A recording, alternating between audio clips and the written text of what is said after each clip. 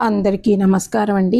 ఈరోజు కదా ఆఫీస్ నుండి చిరాగ్గా ఇంటికి వచ్చి బ్యాగ్ ఒక సోఫాలో పడేసి తను ఇంకొక సోఫాలో కూర్చుని వెనుకకు వాలిపోయి కళ్ళు మూసుకు తల పట్టుకుని కూర్చున్న శ్రీకర్ దగ్గరికి వచ్చి, ఏం నానా, ఏమైంది?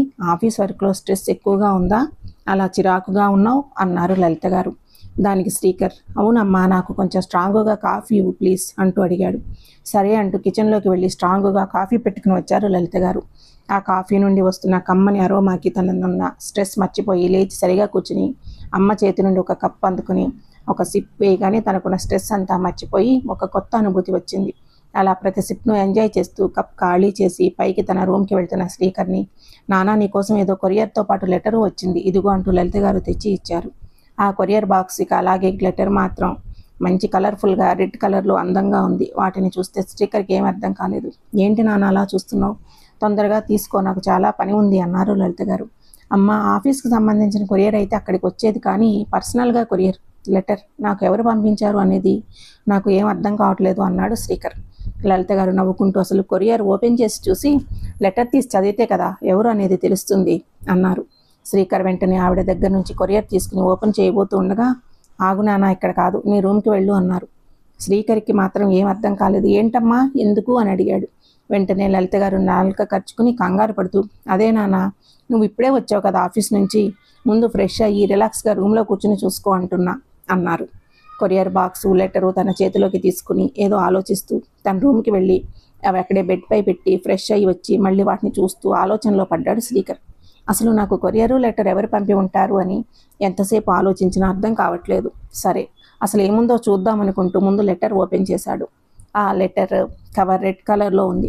లెటర్ని కవర్ నుండి బయటకు తీశాడు. లెటర్ ఫోల్డ్ ఓపెన్ చేయగానే 2 షీట్స్తో ఉంది. బయట రెడ్ కలర్లో, లోపలది వైట్ కలర్ షీట్తో ఉన్నాయి. అలా ఫోల్డ్ ఓపెన్ చేయగానే తెల్లటి కాగితం మీద ముత్యాలాంటి అక్షరాలతో మొదటిగా శ్రీకర్కు ప్రేమతో అని కనిపించింది. ఆ చిన్న వాక్యం చదివిన వెంటనే శ్రీకర్ గుండె వేగం పెరిగింది. ఒక్క క్షణం తన చుట్టూ ఉన్న ప్రపంచం స్తంభించినట్టు అనిపించింది. కాసేపటికి తేరుకొని మిగిలినది చదవడం మొదలుపెట్టాడు. శ్రీకర్కు ప్రేమతో, ఆ రోజు శుక్రవారం, ఖచ్చితంగా పూజ చేయాలి అంటూ బలవంతంగా నిద్రలేపి నన్ను డాడీని గుడికి తీసుకువచ్చింది అమ్మ. వచ్చిన వెంటనే పూజకి అన్నీ రెడీ చేసుకోవాలి అని చెప్పి నన్ను గుడి చుట్టూ ప్రదక్షిణలు చేయమని అమ్మ గుళ్ళోకి వెళ్ళింది. డాడీ కూడా గుడి చుట్టూ తిరగలేక అక్కడే మెట్ల మీద సెటిల్ అయిపోయారు. ఇక చేసేదేం లేక నేను తిరగడం స్టార్ట్ చేశాను. అలా నా మొదటి ప్రదక్షిణ మొదలైన వెంటనే అనుకోకుండా నా చూపు ధ్వజస్తంభం దగ్గర గుళ్ళోకి చూస్తూ ఎంతో శ్రద్ధగా దండం పెట్టుకుంటున్న అబ్బాయి మీద పడింది. ఆ అబ్బాయి చూడడానికి 6 అడుగుల ఎత్తు, నిండు చంద్రుడు లాంటి అందమైన మొహం, అందమైన గడ్డం, మీసం, ఫార్మల్ డ్రెస్ వేసుకుని చూడడానికి చాలా అమాయకంగా ముద్దుగా ఉన్నాడు. అలా నేను చూస్తూ ఉండగానే అక్కడ ఆ అబ్బాయి మాయమయ్యాడు. చుట్టూ వెతుకుతూ ఉంటే సడన్గా ఎవరో వెనక నుండి హలో మిస్ అంటూ పిలిచారు. ఉలిక్కిపడి వెనక్కి తిరిగి చూసేసరికి ఆ అబ్బాయి నా వైపు చూస్తూ నవ్వుతున్నాడు. ఆ నవ్వుని చూస్తే ఒక్క క్షణం నేను ఉన్న చోటనే మర్చిపోయాను. ఇంతలో ఆ అబ్బాయి నా మొహం మీద చిటిక వేశాడు. వెంటనే తేరుకుని సారీ మీరు అని నేను అంటూ ఉండగానే ఆ అబ్బాయి, మీ జుంకా పడిపోయింది అని అది నా చేతికి ఇచ్చి ముందుకు కదిలాడు. నేను కూడా ఆ జుంకా పెట్టుకుంటూనే తన పక్కన నడిచాను.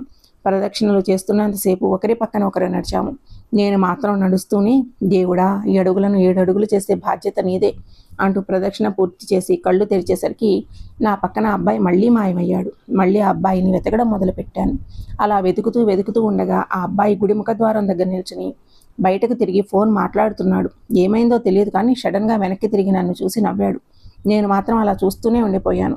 చూస్తుండగానే కంగారుగా కాల్ కట్ చేసి కిందకి వెళ్ళడానికి మెట్లు దిగుతున్నాడు. వెళ్తున్నవాడు ఆగిపోయి మళ్ళీ నా వైపు తిరిగి బాధగా చూసి వెంటనే పరుగున అక్కడి నుంచి వెళ్ళిపోయాడు. ఆ రోజు నుండి నేను మాత్రం తను ఆఖరిగా చూసిన చూపుని మర్చిపోలేకపోతున్నాను.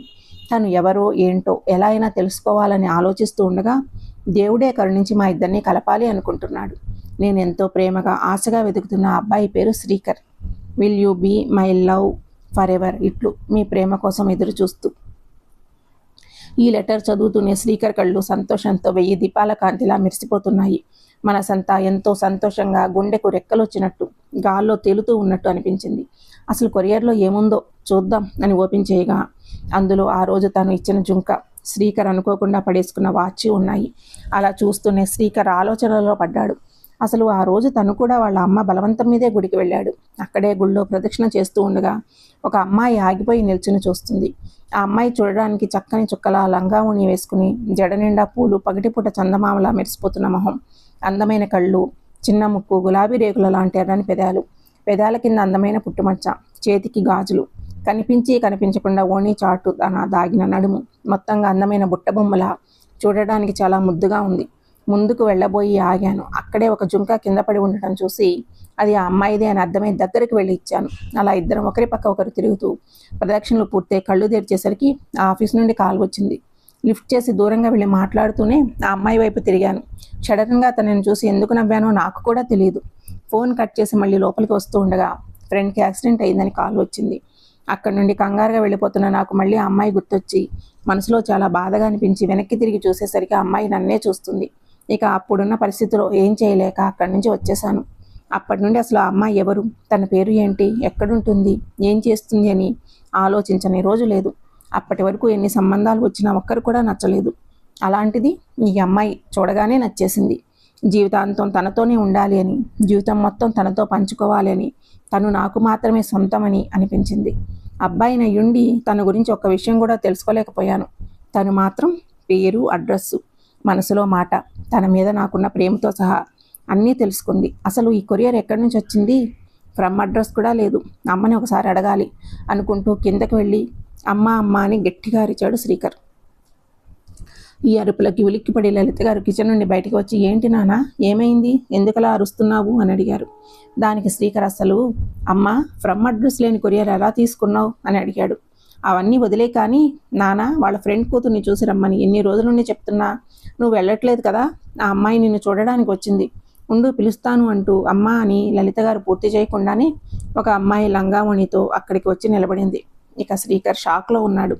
షాక్ నుంచి తేరుకుని తనని చూడగానే మనసంతా హాయిగా పోయిన జీవం మళ్ళీ తిరిగి వచ్చినట్లుగా అనిపించింది శ్రీకర్కి. వెంటనే ఆ అమ్మాయి చెయ్యి పట్టుకుని పైకి తన రూమ్లోకి తీసుకువెళ్ళి తలుపు వేసుకున్నాడు. డోర్ వేసి వెనక్కి తిరిగేసరికి ఆ అమ్మాయి శ్రీకర్ని గట్టిగా హత్తుకుంది. ఆ క్షణం శ్రీకర్ ఎదుగు ఆ అమ్మాయి తన గుండెలపై ఊపిరి వదలడం వల్ల వెచ్చని గాలి తగులుతూ మనసు ప్రశాంతంగా అనిపించింది. ఇంతలో తన కళ్ళ ముందు ఎన్నో ప్రశ్నలు కదలాడాయి. మనసు ఒప్పుకోకపోయినా బలవంతంగా ఆ అమ్మాయిని తనని ఒక అడుగు దూరం జరిపి తన చేతులు పట్టుకుని కళ్ళలోకి చూస్తూ, అసలు నీకు నా వివరాలు ఎలా తెలిసాయి, నువ్వు ఇక్కడెలా అని అడిగాడు. దానికి ఆ అమ్మాయి, మీ గురించి ఆలోచిస్తూ బాధపడుతున్న టైంలో డాడీ నా దగ్గరికి వచ్చి ఒక ఫోటో నా చేతికి ఇచ్చి, ఈ అబ్బాయి రేపు నిన్ను చూడడానికి వస్తున్నాడు అన్నారు. నాకేం చేయాలో అర్థం కాలేదు.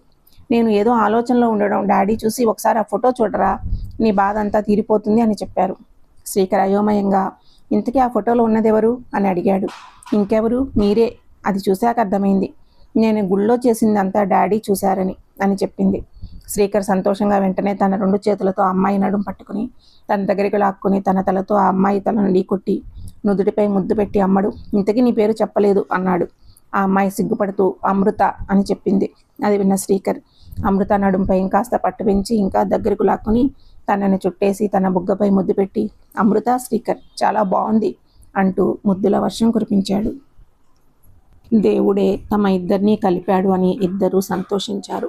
అప్పుడు స్పృహలోకి వచ్చిన శ్రీకర్ తల్లి కింద తమ కోసం ఎదురు చూస్తూ ఉంటుంది అని, తను తల్లి ఎదురుగానే ఆ అమ్మాయి చెయ్యి పట్టుకుని గదిలోకి వచ్చి తలుపు వేశాను అని గుర్తుకు రాగానే సిగ్గుపడ్డాడు తను చేసిన పనికి. ఆ అమ్మాయి చెయ్యి పట్టుకుని మెట్ల మీదుగా కిందకి అడుగులు వేస్తూ నెమ్మదిగా తల్లి దగ్గరికి వెళ్ళి కాళ్లకు నమస్కరించాడు. ఆవిడ వాళ్ళిద్దరినీ చూసి ఎంతో సంతోషించి ఆశీర్వదించింది, వాళ్ళు సుఖంగా జీవించాలి అని. మీకు ఈ కథ నచ్చినట్లయితే సబ్స్క్రైబ్ చేసుకోండి. Thank you.